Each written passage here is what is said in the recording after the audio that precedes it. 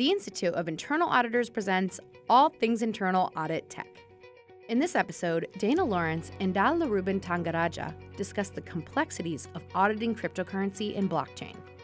They explore the unique challenges and opportunities these technologies offer internal auditors and share practical guidance for navigating this evolving landscape. Ruben, I am so excited to have this conversation with you. How are you doing today? I'm good, thank you, Dana, and it's my pleasure to be here. So, let's kick things off. What inspired your interest in exploring cryptocurrency with regards to internal audit? It's fascinating, but also a bit overwhelming, especially for internal auditors. I have seen organizations diving into blockchain, crypto, and even decentralized finance as they try to innovate and stay ahead. But with all this innovation comes a ton of new risks and complexities that are not part of traditional auditing frameworks, right? Yeah. For example, things like decentralized systems, smart contracts, and the volatility of cryptocurrencies create challenges that require us as auditors to think differently. So, on top of that, the regulatory landscape around crypto is also continuously evolving. And so, there's so much to keep up with these days. What are some of the challenges you see internal auditors facing when they're assessing activities related to digital assets, blockchain, cryptocurrency, etc.? There are a lot of challenges still done. It's the moment the technology becomes huge, like the this also comes together, which is also huge in most cases. So the world of digital asset is so unique that it presents some pretty distinct challenges for internal auditors. So maybe I can point out few of them, the key ones. First itself is to understand the technology itself, right? It can be a hurdle. Blockchain and cryptocurrencies operate very differently from traditional financial systems.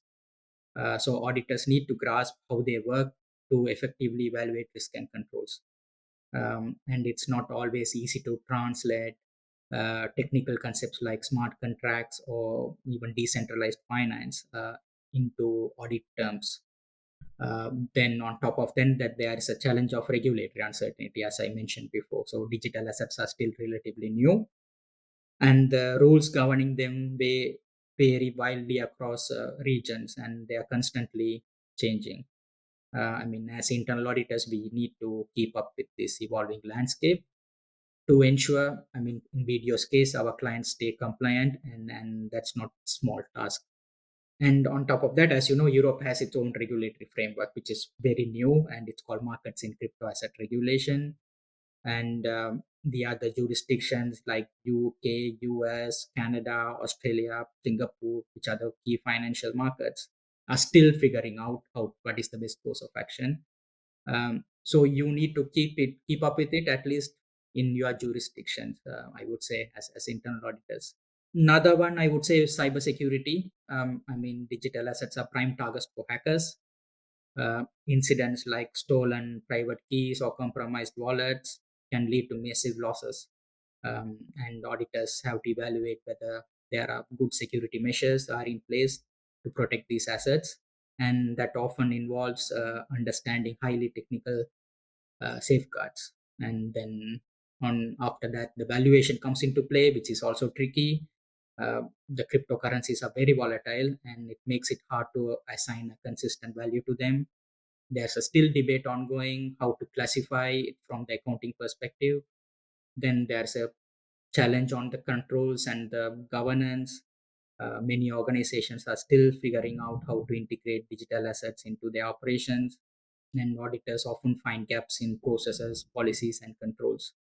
So I think staying curious, adaptable, maybe open to learning is important for internal auditors, just to ensure they can tackle these challenges.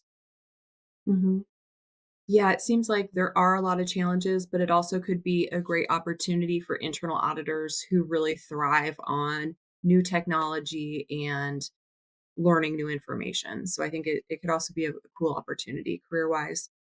I want to circle back to cybersecurity. Do you have any specific tips or auditing procedures that we can keep in mind specifically thinking about cybersecurity controls with digital assets? So Dana, cybersecurity, as I said, like it's a massive concern when it comes to digital assets because Hmm.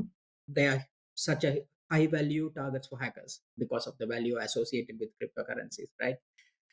So recently, I read an article. It was even in one of the IAS bulletin, which stated that 2.2 billion worth of, that is in US dollars, worth of cryptocurrency was stolen from various platforms in 2024. So I'm saying like a very recent number. So it's a key concern. I can point out some key risks, maybe, and how as internal auditors we can tackle them. First, there is the risk of unauthorized access to wallets or private keys.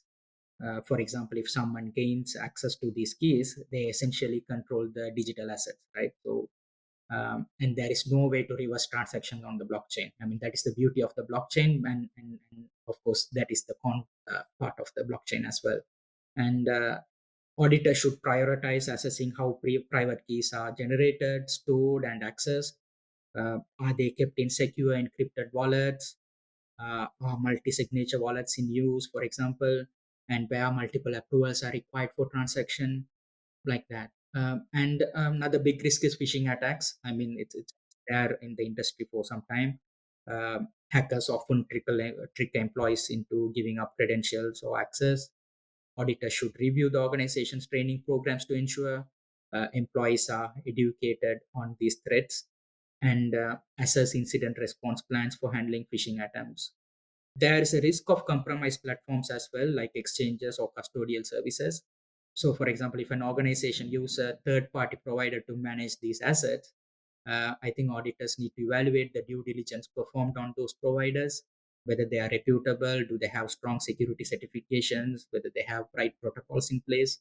And also, I can think of, for example, network security as well. Digital assets are managed in environments where a breach could expose them to theft.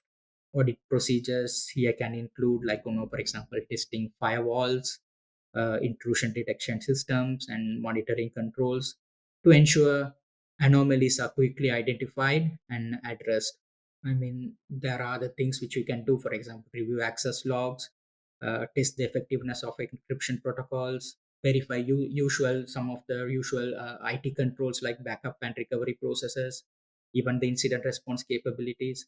So the moment the technology comes into play, there are a lot of things that needs to be done around to ensure that you are confident about the internal controls around the processes. Well, you've absolutely offered us some strong tips there. One thing that I think about is anytime I'm performing an audit, I do a risk assessment for planning to understand the scope. And then starting with the scope of services, you can apply some of those cybersecurity best practices to make sure that you have appropriate coverage. Let's pivot slightly and think about the evolving regulatory landscape. Depending on where you are in the world, you might have very different regulations governing what you can and can't do with regards to digital assets. In your opinion, how can we stay on top of the changes, the differences, and help our organizations stay in line with emerging regulations? And I'm going to specifically call out MiCA. So, what are your thoughts? I'm glad you brought this up, Dana. I mean, this is a very it's something which is close to my profession, and we are continuously following this space. Uh, and I can speak from MiCA, which is Europe-specific regulation, and it's relevant to Malta, where I'm based, and country is a hub for crypto businesses within the EU for last few years. Uh, for those less familiar, MiCA, which is the Markets in Crypto Assets Regulation, is a comprehensive regulatory framework introduced by the European Union with the intention of bringing clarity and consistency to the crypto sector. It is designed to cover everything from crypto asset issuers to service providers with the aim of fostering innovation while also ensuring investor protection and market integrity. So that's the basically whole idea about this. So under MiCA, for example, the crypto businesses operating in Malta and also even other EU states will need to comply with some strict requirements such as licensing for crypto asset service providers. There should be enhanced transparency around white papers for token issuers and robust governance frameworks as well. There are also specific provisions for consumer protection and market abuse prevention as well. From internal auditors' perspective, I think MiCA introduces a new layer of compliance that must be woven into their traditional internal audit plans. I think staying informed is critical. And one way to do this is to maybe engage directly with resources provided by the local regulator. In case of Malta, it's going to be Malta Financial Services Authority, who will oversee the MiCA implementation locally. From audit perspective, there can be several things which can be done. For example, to map the organization's activities to MiCA's requirements. I'm referring to MiCA. It can be any regulation, and then assess governance structures. For example, in MiCA's case, it emphasizes accountability. So auditors should ensure roles and responsibilities for compliance are clearly defined. Then test the reporting mechanisms. For example, in case of MiCA, it requires ongoing reporting to regulators. So auditors should evaluate whether these processes are robust, accurate, and timely. And also on top of that, the risk management framework, right? So I think MiCA demands that risk associated with crypto activities like operational, market, and cybersecurity risks are promptly identified and mitigated. But I would say generally all internal auditors should ensure that there are proper risk management frameworks in place, regardless of the industry or sector. I mean, at the end of the day, a regulation gives guidelines for an operating framework, which means the regulator has already considered certain risk aspects. So it makes internal auditors' life a bit more easier because now we will now have a framework to operate within. So, do you have any other tips to offer auditors to prepare their organizations for compliance with upcoming regulations? Definitely, I mean it's a critical topic as well. It's related to what we just spoke. I mean, preparation is key, not just from the compliance perspective, but also to position the organization as a credible player in the digital asset space. I think the first step the auditors can consider a readiness assessment, for example. So this means evaluating the company's current operations, policies, and controls against the requirements set by the regulation. For example, under MiCA, crypto asset service providers will need licensing, as I said, and there should be proper governance structures and there should be transparent disclosures. So auditors can evaluate whether these are in place. I think on top of that, the internal auditors should also encourage the organization to establish and enhance the existing regulatory compliance framework to ensure they are in line with the expectations of the new regulatory requirements, and also to focus on data and reporting capabilities. Cybersecurity also ties into regulatory compliance, so auditors should ensure that digital asset custody and transaction processes are secure.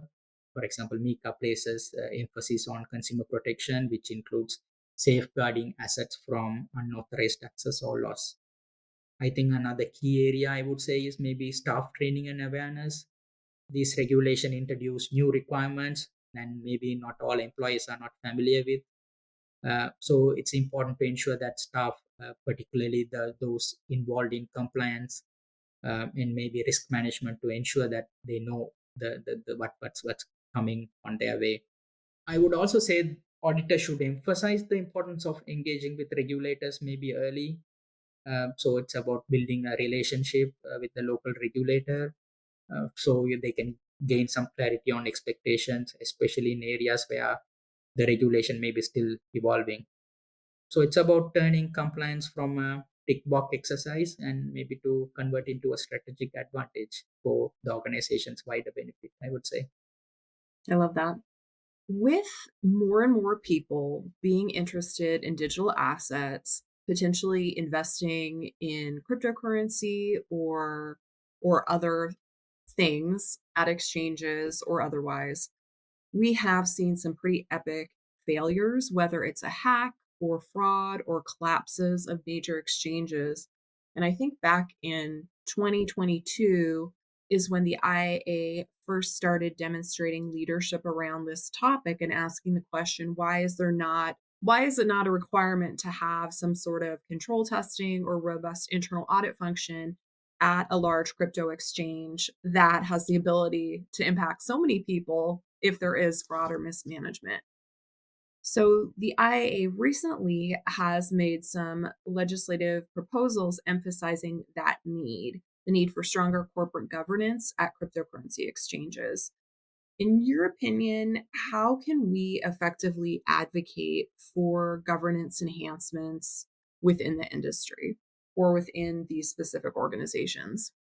That's really relevant and very timely question, Dana. I mean, especially with the increased scrutiny on cryptocurrency exchanges in recent years. The IAS proposal, I mean, it came soon after the collapse of a cryptocurrency exchange, right? I think first and foremost, I would say internal auditors need to highlight the value of good governance to leadership and the board. I think probably that's what even IA is trying to do here. And I mean, strong corporate governance is not just about compliance. It's about building trust, mitigating risks, and creating a sustainable framework for growth.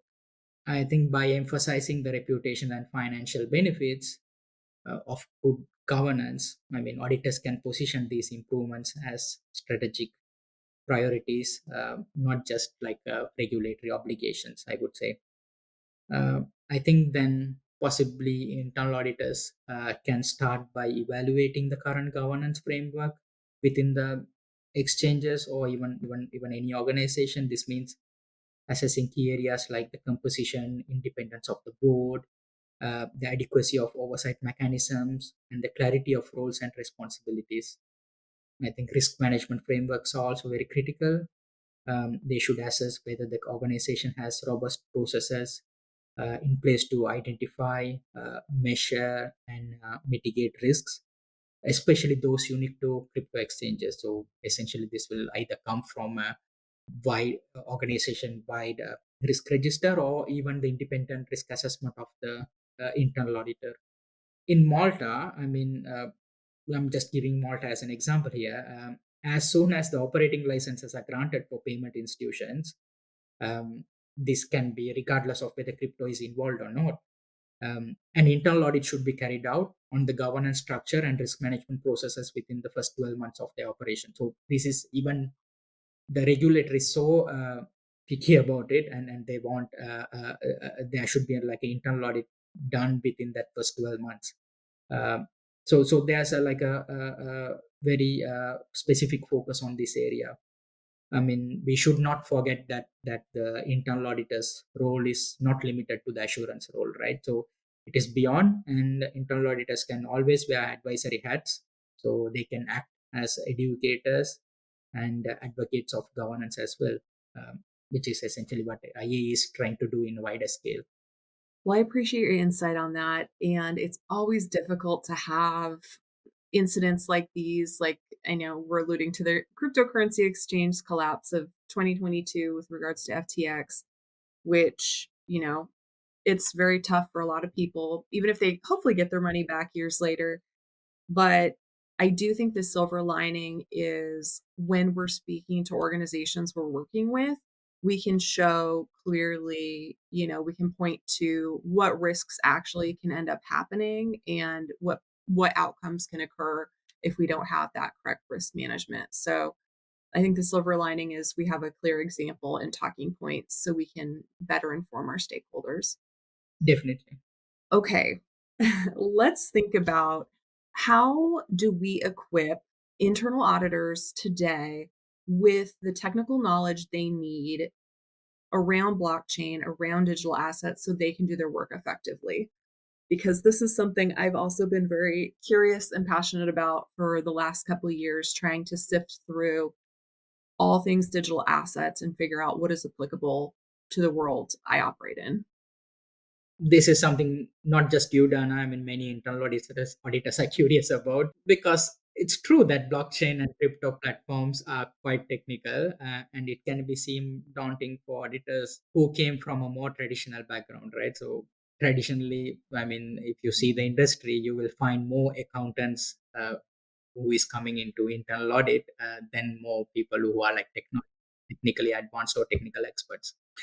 But the good news is that while auditors don't need to become blockchain experts, they do need to have some basic understanding how these technologies work to effectively assess digital asset operations. Think of it this way: for example, auditors should be like translators. They don't need to be coders or developers, but they need enough knowledge to understand the risks and controls that are unique to digital assets. For example, they should know how transactions are recorded on the blockchain, how wallets work, and what smart contracts are. This foundational knowledge will help auditors understand what's happening behind the scenes and allow them to ask the right questions.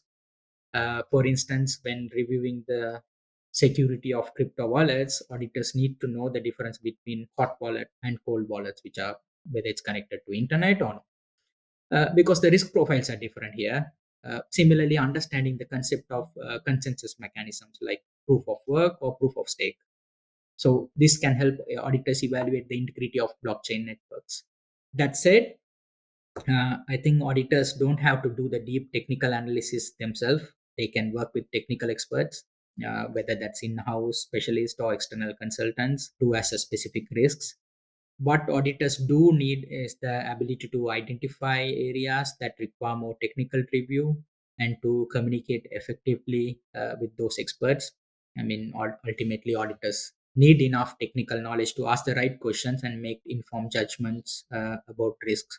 If they feel out of their depth, they should collaborate with the technical experts who can dive into the details, which ensures the whatever the internal audit engagement that you are carrying out is both comprehensive and also credible. As digital asset technology continues to evolve, what trends should we as internal auditors be ready for in the near future? What are you predicting for us?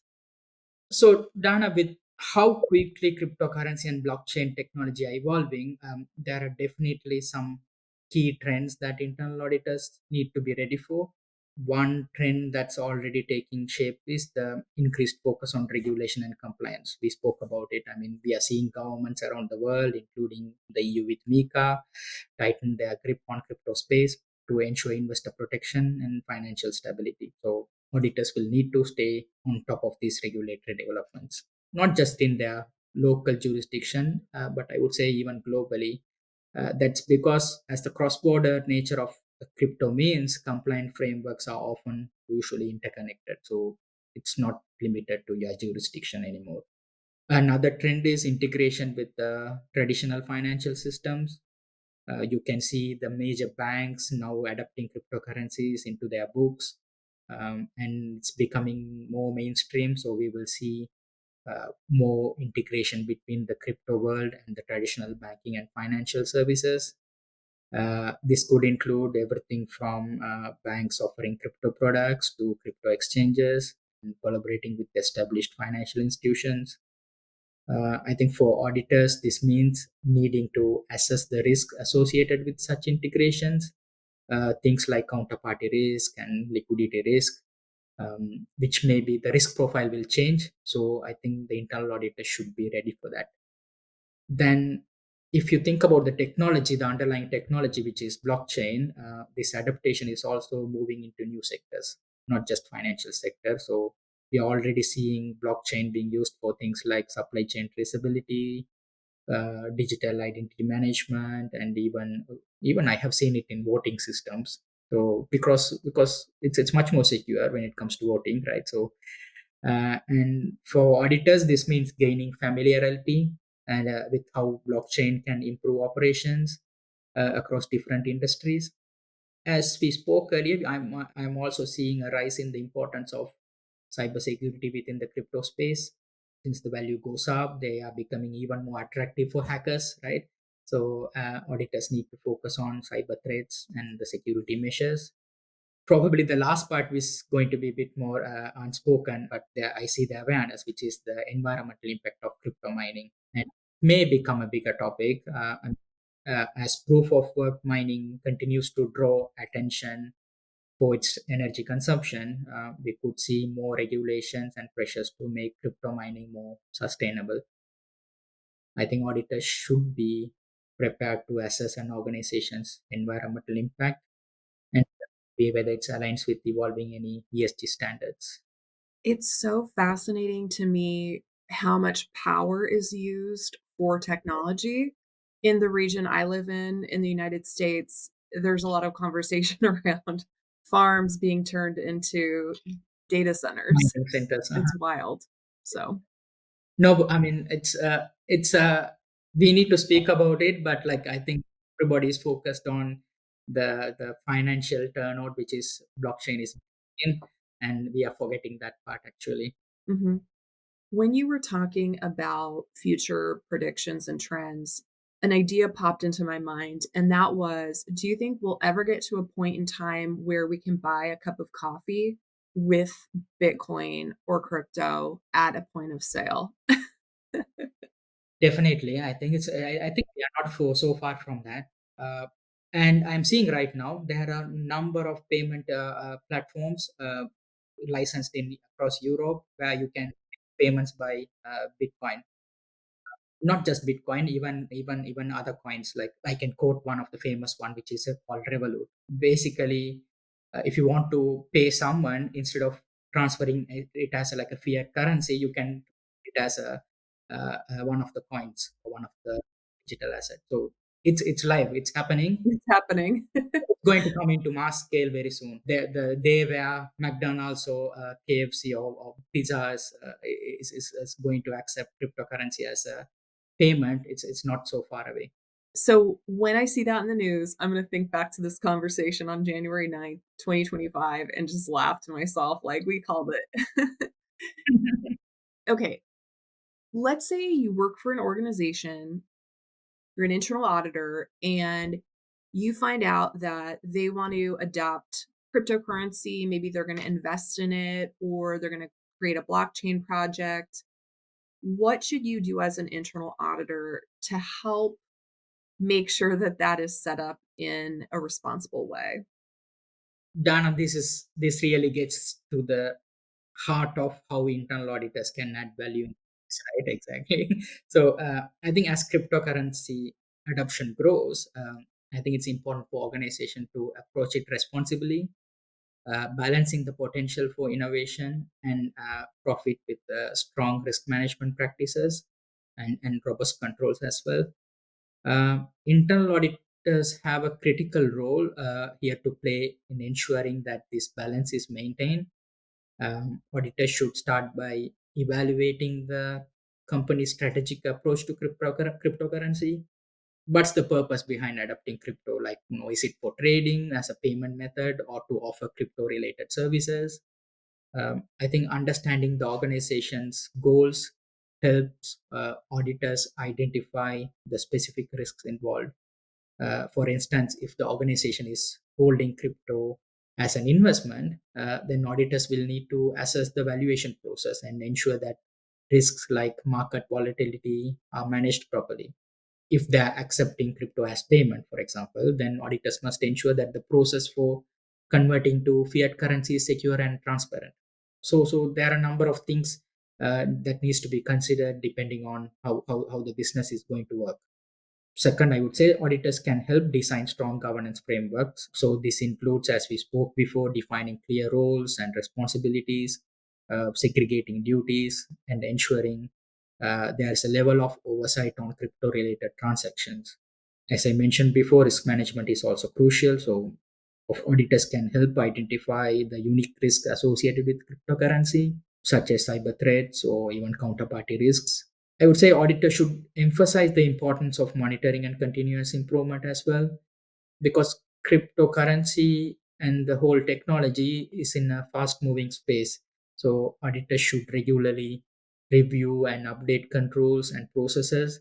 This could mean maybe conducting periodic risk assessment. So rather than doing it like annually, biannually, maybe you might need to do it like more frequently. Do the risk assessment on audit and do audits on crypto activities, and assessing the effectiveness of cybersecurity controls, and I think being proactive and adapting to changes in the crypto landscape will ensure that the organization continues to manage risks overall, I think, effectively. Okay, fantastic. One personal tip I have would be for any internal auditor assessing whether or not your organization has a good process to review the risks of new products and services. And that's such a good point is when before the thing is rolled out, is there some sort of risk management process? And that's something you can check for as an internal auditor. What are your final tips or takeaways that you want to share with the internal audit community with regards to digital assets? I think my key takeaway message for internal auditors would be this: stay informed, be adaptable, and focus on understanding the risks at the core of digital assets. The digital asset landscape is, as I said, evolving rapidly, and it can be overwhelming. But auditors play a vital role in helping companies navigate this space responsibly and securely. First, don't feel like you have to become an expert in blockchain or cryptocurrency. You don't need to be a developer, but you do need to develop a solid understanding of the fundamental concepts. Like I said, like how blockchain works, what are the risks associated with different types of digital assets, and the regulatory environment. I think this knowledge will empower you to ask the right questions when you go for meetings, or when you ask your process owners, and assess the risks appropriately. I would also say maybe embrace collaboration. So the world of digital assets is very complex. So, and you will likely need to work closely with some technical experts, and maybe maybe even legal advisors, and even regulatory specialists. So collaboration is key to ensuring you have a holistic view of the organization's operations and risk environment. Third, be proactive. As I said, I mean, the risk associated with digital assets, especially in areas like cybersecurity, require forward thinking. So don't wait issues to arise. Try to implement robust controls, and staying ahead of emerging risk is essential for maintaining the integrity of company's operations. I think to summarize, I would say maybe stay adaptable and be curious. I think I sounded like Steve Jobs.